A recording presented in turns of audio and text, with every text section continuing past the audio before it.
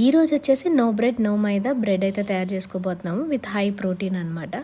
Diet అనగానే ఎప్పుడు ఆలోచించేది హై కాస్ట్ ఉంటుందేమో డైట్ అనేది ఫ్యాన్సీ ఫ్యాన్సీ ఐటమ్స్ కావాలని. లేదండి, నేను మైక్రో గ్రీన్స్ నానేసుకోవటానికి కోసం శనగలు నానేసుకున్నాను కదా, ఆ శనగలే తీసేసుకుని దాన్ని గుప్పిడంత వేసేసి మొత్తం మిక్సీ వేసేసాను అనమాట. దాంట్లో కొంచెం క్యారెట్, జీలకర్ర, వాము ఇవన్నీ మీ టేస్ట్కి తగ్గట్టు వేసేసుకుని దాని తర్వాత ఇట్లా బ్రెడ్ మేకర్లో స్ప్రెడ్ అయితే చేసేసుకుంటున్నాను. దాని తర్వాత దానిపైన ప్రోటీన్ కోసం అని చెప్పేసి పన్నీర్ స్మాష్ చేశాను. తోఫు పన్నీర్, ఇది జస్ట్ 20 రూపీస్ ప్యాకెట్ మాత్రమే, డీమార్ట్లో 1+1 ఉంటుంది.